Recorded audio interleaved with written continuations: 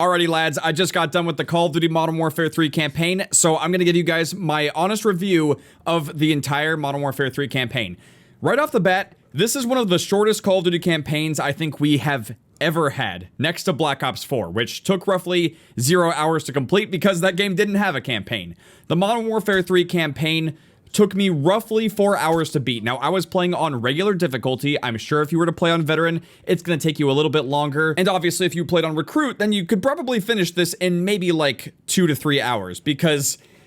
oh boy. I do want to preface this right off the bat by saying I don't think it was a bad Call of Duty campaign. I don't think it's one of the worst that we've ever seen, but this was without a doubt one of the fastest I think we have ever seen, which is probably going to result in this review video not being super long. But I think ultimately what made this campaign feel so short was ultimately the combat missions. I know that this was like one of their main talking points when they were first talking about the Modern Warfare 3 campaign, and I don't think they were terrible, but I also don't think they were as good as the linear story missions, which are just way superior. Like the typical linear Call of Duty missions that we expect from a campaign, those were just better, period. And the open combat missions, while yes, they do kind of give you a little bit more player choice, they were also just generally pretty easy to kind of speedrun through. Like, they were not that difficult. I would say the most difficult part of the open combat missions was finding things like the cell phones on the ground, or the bombs to defuse because they were just kind of placed in precarious locations and the game didn't tell you exactly where to find them.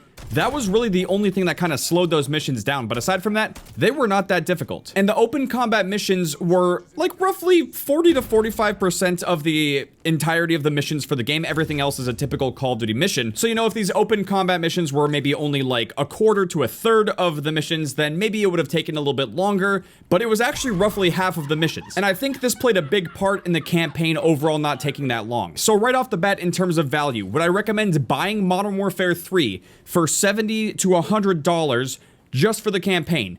Absolutely not. And a big reason I don't think it's worth the $70 to $100 price tag is not because it's a bad campaign, but because it is so short, and honestly, I don't think there's going to be a lot of depth or replay value. Like, sure, you could go back and play the combat missions and try to approach them differently. You can play on different difficulties between recruit and veteran, but from what I could see, there's no realism difficulty. It could be added later, but currently, there is no realism difficulty. There's ultimately no intel that you could collect in older Call of Duty games in order to unlock cheats and then have a lot of like fun with the campaign, you know, like those goofy experiences where you get like unlimited ammo and things like that. There's nothing like that in this campaign. So in terms of depth and replay value, there's not necessarily a ton. You're mostly going to be playing the Modern Warfare 3 campaign, or at least watching someone like me live stream it, which I did. I'll have links in the description so you guys can check out the stream if you want to see the entirety of the campaign. But whether you decide to play it for yourself or if you're watching someone else play it, you're really just going to be playing the Modern Warfare 3 campaign for the story. So how did the story turn out this time around? Now for this video, I'm not going to be dropping any major spoilers. There might be some minor spoilers because I do want to talk about the story, but as far as it goes for anything huge, I will be steering clear of that for this video. But I do want to point out right off the bat that Alejandro, Rodolfo, and Valeria do not appear in this campaign. The Mexican Special Forces is just not present at all in this campaign. This was sort of similar to what they did with the Modern Warfare 2 campaign, where Farah was only really in one mission and then she vanished, and it felt like there was a lot of untold story from the Modern Warfare 2019 campaign that didn't get covered in Modern Warfare 2, but they sort of covered it in the raids in Modern Warfare 2, so when you go to play the Modern Warfare 3 campaign, it picks up from that. And I noticed that there were a lot of people in chat that were very confused about this. And honestly, if you did not play the Modern Warfare 2 raids, then there's like a gap in the story that you probably will just not understand. So keep that in mind if you're someone who has played all of the campaign content so far, but not played the Modern Warfare 2 raids. Which does mean that for the sake of avoiding spoilers, there's certain characters that I probably cannot and should not talk about while I'm making this review. But with that in mind, when it comes to the overall campaign and the story and what happened, I actually thought it was decently paced. Modern Warfare 2, in my opinion, in hindsight and after playing it multiple times after the fact, there's actually kind of a lot of wasted time, and in my opinion, in the Modern Warfare 2 campaign, not that much really happened. Whereas in Modern Warfare 3, even though the campaign goes by really quickly, and again, I'm going to avoid spoilers, but I do want to say that you should not miss this campaign.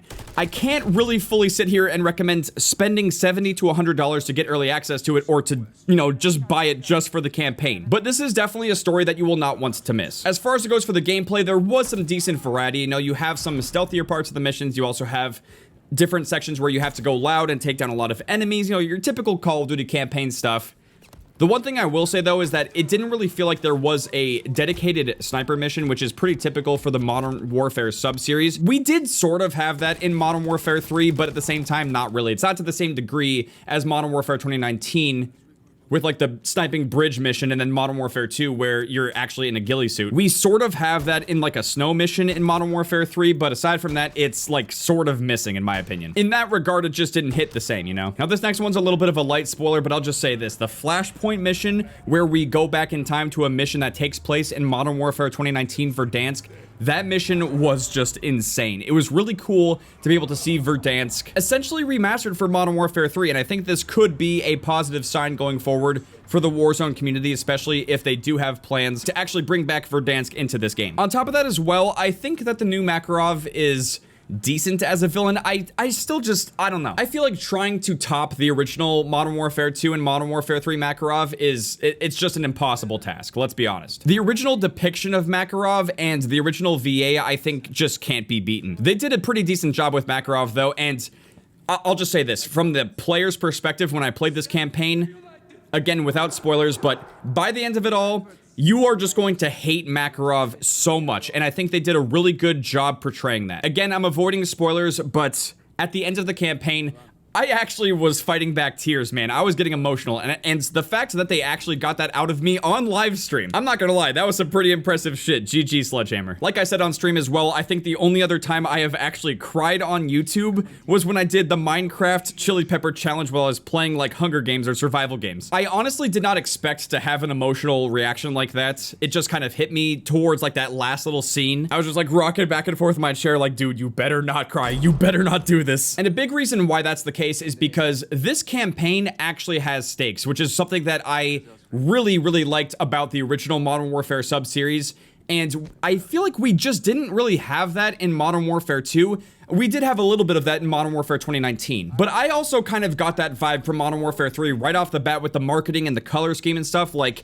it just felt like something bad was going to happen, and it does in Modern Warfare 3. So yes, even though the campaign was short and you're going to get through it extremely fast, I would still recommend playing the campaign when the game comes out. I don't think you need to rush to the campaign. I don't think you need to like play it ASAP or like buy an expensive version of the game in order to actually play and experience it. But if you are planning to buy the game, whether that's for like multiplayer or zombies, I guess not so much Warzone because it should be free to play. But if you're planning to buy the game for other aspects, I would still recommend checking out the campaign because they do a decent job with the storytelling. Gameplay wise, it's nothing that groundbreaking or revolutionary, especially the open combat missions. I don't think they're as good as typical missions, but purely for the sake of getting caught up with the story and seeing where it goes, I think you should definitely at least check it out if you're planning to buy the game. If you're not, we have my live stream, we have the VOD. You can go to the channel and you can check it out if you would like to. I'm gonna be perfectly honest, I think it is worth the watch. As far as goes for Modern Warfare 2, you could probably skip on that campaign and you're really not going to get that far behind, but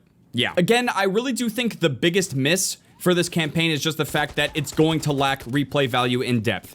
I don't really see a great reason to get back on this campaign and replay it unless, you know, you're achievement hunting, you want to try to beat it on veteran. There are some achievements that you can go after, but it's just not the same as hunting intel in classic Call of Duty games. And I really do wish that they would try to bring stuff like this back or actually innovate on the campaigns more so than doing the open combat mission stuff. Because while you can consider that innovative in some way, the missions themselves are still not better than linear Call of Duty missions that we typically play. I know I sound like a broken record there, but I just really want to nail that point home because they could seriously improve upon the campaigns for these recent Call of Duty games so much more than they already have. Like, visually, the cinematics and everything, it's smooth, it's stunning like you would expect, but there are other aspects that I feel like are still lacking. And one thing I have to say is, obviously, I did a relatively fast playthrough of the game. I wasn't like full-blown speedrunning, but I did kind of breeze through it. There could be Easter eggs here and there. We'll have to wait and see. I'll do some digging to see if there is more to the campaign. But at the same time, I don't really feel like this game is going to have that. You know what I mean? I don't necessarily feel like there's going to be a ton of extra depth and Easter eggs kind of scattered throughout the campaign. It just doesn't come across that way to me. And I do want to add that the campaign being so short does make it feel like it was supposed to essentially be a campaign expansion for Modern Warfare 2. I mean, that's exactly what it is. But the fact that it's so much shorter and you go through it so much more quickly, it just doesn't really feel like a full Call of Duty campaign, you know what I mean? From other Call of Duty games in the past, you could get maybe like 6 to 8 plus hours out of it, depending on your difficulty and the pacing of which you go through the missions. And again, another big part of that had to do with hunting for intel, or even having things like the FNG speedrunning, where you can actually get a fast time and then it's posted on a leaderboard, like a global leaderboard, where you can see how fast your friends did it and how fast the rest of the world completed the mission. I don't know, man. I just think they really need to rethink things like that and try to add some more depth and replay value into these missions, into these newer Call of Duty campaigns. So yeah, in short, I actually kind of thought the Modern Warfare 3 campaign, in terms of the story and the plot and where it's going, I actually kind of thought it was better than Modern Warfare 2, but it's the shortest Call of Duty campaign next to Black Ops 4. Also, again, without spoiling anything, the post-credit scene, mind absolutely blown on that one as well, and I am pretty sure we are going to be getting more Modern Warfare games going forward. We'll at least get a Modern Warfare 4, and the one thing I will say is that I feel like they're going to have a lot of freedom going forward with that game.